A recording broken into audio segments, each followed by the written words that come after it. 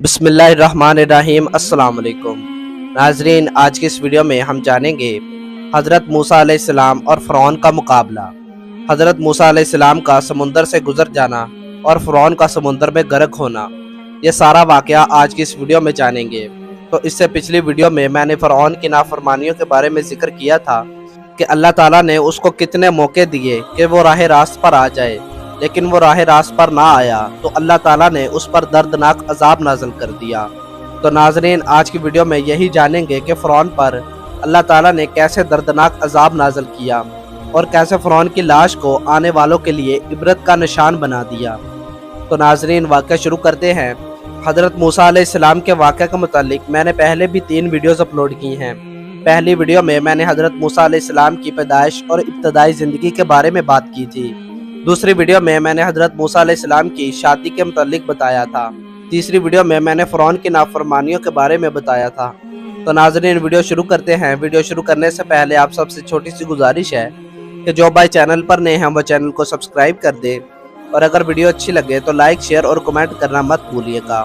تو چلیے ویڈیو کو شروع کرتے ہیں۔ بنی اسرائیل کی روانگی۔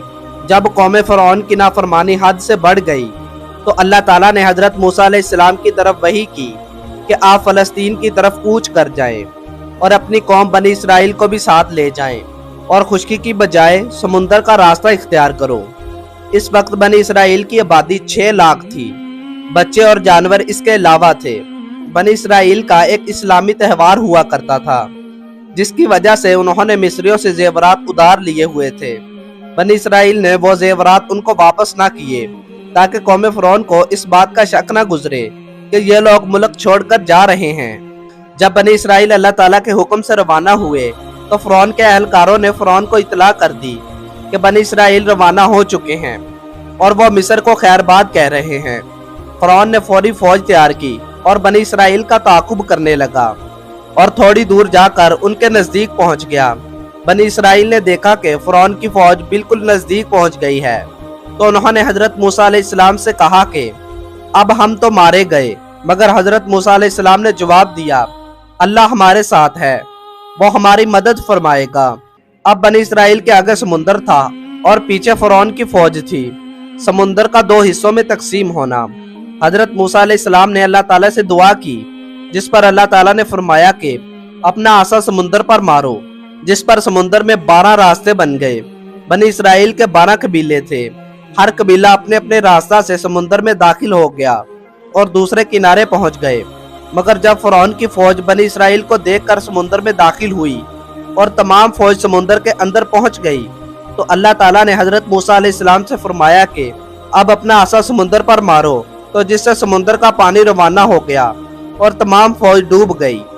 فرعون کو جب موت نظر آنے لگی تو فرعون نے کہا کہ میں ایمان لایا حضرت موسیٰ علیہ السلام کے رب پر۔ حضرت جبرائیل علیہ السلام سے متعلقہ روایات کا مطالعہ کرتے ہیں۔ جب فرعون نے کہا کہ میں ایمان لایا موسیٰ علیہ السلام کے رب پر تو حضرت جبرائیل علیہ السلام نے اس کے منہ میں مٹی ٹھونس دی، کیونکہ اللہ تعالیٰ اتنا کریم ہے کہ فرعون کے الفاظ سن کر اللہ تعالیٰ اس کو معاف ہی نہ کر دے۔ اللہ تعالیٰ نے فرمایا کہ تو اب ایمان لاتا ہے جبکہ اس سے پہلے تو نافرمانی کرتا رہا۔ اب ہم تیرے بدن کو بچا لیں گے تاکہ تو بعد میں آنے والوں کے لیے نشان عبرت بنا رہے، مگر اکثر لوگ ہماری نشانیوں سے غافل رہتے ہیں۔ فرعون کے متعلق اللہ تعالیٰ کا فرمان۔ فرعون قیامت کے روز اپنی قوم کے آگے چلے گا اور وہ سب دوزخ میں ڈالے جائیں گے۔ دنیا میں بھی اس پر لعنت ہے اور آخرت میں بھی اس کا بہت برا انجام ہوگا۔ قبر میں بھی فرعون کے سامنے صبح و شام آگ پیش کی جاتی ہے، اور جب قیامت برپا ہوگی تو اللہ تعالیٰ حکم دیں گے کہ ان سب کو سخت عذاب میں ڈال دو۔ سمندر سے پار بنی اسرائیل۔ جب حضرت موسیٰ علیہ السلام سمندر پار کر کے بنی اسرائیل کو لے کر صحرائے سینا کی طرف چلے تو بنی اسرائیل نے دیکھا کہ مختلف قومیں اپنے اپنے بتوں کی پوجا کر رہی ہیں۔ چنانچہ بنی اسرائیل نے حضرت موسیٰ علیہ السلام سے مطالبہ کر دیا کہ ہمیں بھی ایک ایسا بت بنا دیں تاکہ ہم بھی اس کی عبادت کریں، جس پر حضرت موسیٰ علیہ السلام نے جواب دیا کہ تم ابھی ابھی اللہ تعالیٰ کی نشانی دیکھ چکے ہو کہ اللہ تعالیٰ نے تمہیں سمندر سے گزار دیا اور فرعون کو ڈبو دیا، اور اس طرح تمہیں فرعون کے عذاب سے نجات دی۔ پھر بھی تم اللہ تعالیٰ کی بجائے بتوں کی عبادت کرنا چاہتے ہو۔ बनी इसराइल के मुतालबात। बनी इसराइल जब फ़िरौन से निजात पाकर वादी सीना में गए तो वो एक गैर आबाद जगह थी। इस जगह में ना पानी था ना साया था, हर तरफ धूप ही धूप थी। पानी का मुतालबा। कौम ने हजरत मूसा अलैहिस्सलाम से मुतालबा किया कि हमें पानी दरकार है ताकि हम अपनी प्यास बुझा सकें। इस पर हजरत मूसा अलैहिस्सलाम ने अल्लाह ताला से दुआ की। इस पर अल्लाह ताला ने फरमाया कि अपना आसा इस पत्थर पर मारो तो वहां से 12 चश्मे फूट पड़े। हर कबीला ने अपना अपना चश्मा पहचान लिया और पानी पीने लगे। मनो सलवा का उतरना। कौम को जब भूख लगी तो हजरत मूसा अलैहिस्सलाम ने अल्लाह ताला से अर्ज की। अल्लाह ताला ने आसमान से मनो सलवा उतार दिया। अल्लाह ताला ने आसमान से सफेद रंग के ओले के बराबर गोले बरसाए। लोगों ने जब उठा उठा कर खाए तो वो नहायत लजीज और मीठे थे। इसको मन कहते थे। इसके कुछ ही देर बाद अल्लाह ताला ने एक हवा चलाई। इस हवा के साथ बेशुमार छोटे छोटे परिंदे जमीन पर आकर बैठ जाते। लोग बड़ी आसानी के साथ उनको पकड़ लेते और भूनकर खा जाते। अल्लाह ताला ने बनी इसराइल पर पाबंदी लगाई कि जितनी जरूरत हो उतने ही परिंदे पकड़े, दूसरे दिन के लिए जमा न किए जाएं। अगले दिन अल्लाह ताला और इंतजाम कर देगा। इन परिंदों को सलवा कहा जाता है। साया करना। जब दोपहर हुई तो लोगों को सख्त गर्मी लगी और साया का कोई इंतजाम न था। इस सहरा में कोई दरख्त भी ना था। इस पर हजरत मूसा अलैहिस्सलाम ने अल्लाह ताला से दुआ की। अल्लाह ताला ने एक बादल भेज दिया जो हर वक्त इन पर साया करता। जिधर ये काफिला जाता बादल भी साथ ही जाते। मन किसे कहते हैं? जो सफेद रंग के ओले के बराबर लजीज और मीठे गोले आसमान से आते उसको मन कहते हैं। सलवा। और जो हवा के साथ परिंदे आते उसको सलवा कहा जाता है। यानी ये दोनों अलग अलग चीजें हैं। तमाम कौमों की निस्बत ये बनी इसराइल अल्लाह ताला के नज़दीक अफजल थी। अल्लाह ताला इस कौम पर खास मेहरबान था। अल्लाह ताला ने फरमाया कि ए बनी इसराइल, वो वक्त याद करो जब मूसा अलैहिस्सलाम ने पानी मांगा तो चट्टान से 12 चश्मे फूट पड़े। अल्लाह ताला ने फरमाया कि खाओ पियो, जमीन पर फसाद ना करो। अल्लाह ताला ने फरमाया कि हमने तुम पर बादल का साया किया, तुम पर मनो सलवा उतारा ताकि तुम हमारी दी हुई पाकीज़ा रोजी खाओ। हमने कभी उन पर जुल्म न किया बल्कि वो खुद ही अपने ऊपर जुल्म करते रहे। बनी इसराइल की नाशुक्री। बनी इसराइल की कौम इंतहाई नाशुक्री निकली। अल्लाह ताला ने ये तमाम नेमतें दी मगर कौम ने कहा, ए मूसा, अपने रब से दुआ करें कि हम मनो सलवा से तंग आ गए हैं। अब अल्लाह ताला हमारे लिए जमीन से खीरा, ककड़ी, मसूर, लहसुन और प्याज उगाए ताकि हम इसे खाएं। जिस पर हजरत मूसा अलैहिस्सलाम नाराज हुए कि तुम बड़े अल्लाह ताला के नाशुक्रे हो, क्योंकि अल्लाह ताला की दी हुई पाकीज़ा चीज़ों की बजाय घटिया चीज़ों का मुतालबा करते हो। हजरत मूसा अलैहिस्सलाम कोहे तूर पर। अल्लाह ताला ने हजरत मूसा अलैहिस्सलाम को कोहे तूर पर बुलाया। पहले 30 दिन के लिए, फिर इसमें 10 दिन का इजाफा कर दिया। आपको शरीयत अता की ताकि कौम इसमें लिखी हुई हदायत के मुताबिक जिंदगी बसर करे। रवायत। हजरत सफ़वान से रवायत है कि यहूदियों ने मशवरा किया कि रसूलुल्लाह सल्लल्लाहु अलैहि वसल्लम से जाकर पूछे कि अल्लाह ताला ने जो हजरत मूसा अलैहिस्सलाम को निशानियां दी थी उनकी तफसील बताएं। इस पर रसूलुल्लाह सल्लल्लाहु अलैहि वसल्लम ने फरमाया, पहला, शिरक ना करो। दूसरा, ज़ना ना करो। तीसरा, किसी को ना हक कत्ल ना करो। चौथा, सूद ना खाओ। पांचवा, जादू ना करो।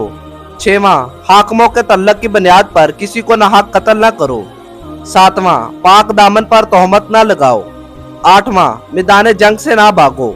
नौवां, हफ्ता के दिन अल्लाह ताला के अहकामात की खिलाफ वर्जी ना करो। हजरत हारून अलैहिस्सलाम को नायब बनाना। कोहे तूर पर जाते वक्त हजरत मूसा अलैहिस्सलाम ने अपने भाई हजरत हारून अलैहिस्सलाम को अपना नायब बनाया और ताकीद की कि मेरी गैर मौजूदगी में कौम का ख्याल करें ताकि ये कोई नाजायज काम ना करें। तजल्ली का ज़हूर। हजरत मूसा अलैहिस्सलाम का जब 40 रोज का चिल्ला पूरा हो गया तो आप अल्लाह ताला से हम कलाम हुए कि ऐ मेरे अल्लाह, आपने मुझे हम कलामी से नवाजा है, अब आप मुझे अपना दीदार भी करवा दें। इस पर अल्लाह ताला ने फरमाया, ऐ मूसा, आप मुझे हरगिज ना देख सकोगे। हाँ, अलबत्ता तुम गौर से देखो, मैं इस पहाड़ पर अपनी तजल्ली गिराता हूँ। अगर यह पहाड़ कायम रहा और रेजा रेजा ना हुआ तो तुम मुझे देख सकोगे। जब अल्लाह ताला ने पहाड़ पर अपनी तजल्ली गिराई तो पहाड़ रेजा रेजा हो गया اور حضرت موسیٰ علیہ السلام بے ہوش ہو گئے۔ حضرت موسیٰ علیہ السلام جب ہوش میں آئے تو عرض کی، دعا، اے اللہ تو پاک ہے، میں تیرے حضور توبہ کرتا ہوں اور میں سب سے پہلے ایمان والوں میں سے ہوں۔ تورات کا نزول 40 دن کے بعد اللہ تعالیٰ نے حضرت موسیٰ علیہ السلام سے فرمایا، میں نے تمہیں اللہ تعالیٰ سے ہم کلامی اور لوگوں کے لیے نبی چن لیا اور تجھے لکھی ہوئی تختیاں بھی عطا کر دی ہیں، اسے مضبوطی سے قائم کرو، میرے شکر گزار بن جاؤ۔ ہم نے تورات کی تختیوں میں نصیحت اور حکمت لکھ دی ہے، اپنی قوم کو حکم دو کہ وہ اس پر عمل کرے اور میں تمہیں ان قریب نافرمانوں کے گھر دکھاؤں گا۔ نوٹ: اس سے مراد قوم عاد اور قوم سمود کے گھر ہیں جو اب کھنڈرات میں تبدیل ہو چکے ہیں۔ فلسطین کی زمین ہے جس پر ایک ظالم قوم حکمرانی کر رہی ہے۔ ناظرین، قوم عاد، قوم سمود، قوم لوط اور حضرت نوح علیہ السلام کی قوم کا ذکر میں نے پہلے ویڈیوز میں کیا ہے، تو جن بھائیوں نے وہ واقعات نہیں دیکھے ان سے گزارش ہے کہ میرے چینل پر وہ ویڈیوز موجود ہیں، آپ وہاں سے دیکھ سکتے ہیں۔ آج کے لیے صرف اتنا ہی۔ امید کرتا ہوں آپ کو یہ ویڈیو بہت زیادہ پسند آئی ہوگی۔ اگر آپ کو یہ ویڈیو پسند آئی ہے تو اپنے دوستوں اور فیملی ممبر سے ضرور شیئر کیجیے گا۔ اللہ کے بندوں، اس طرح کی ویڈیوز آگے پہنچانی چاہیے تاکہ ہر بندے تک دین کی تعلیمات پہنچ سکیں۔ اینڈ میں پھر سے گزارش کروں گا کہ جو بھائی چینل پر نئے ہیں وہ چینل کو سبسکرائب کر دیں اور ویڈیو کو زیادہ سے زیادہ شیئر کیجیے گا۔ جزاک اللہ۔ ملتے ہیں اگلی ویڈیو میں، تب تک کے لیے اللہ حافظ۔ دعاؤں میں یاد کیجیے گا اور اگلی ویڈیو کا انتظار کیجیے گا۔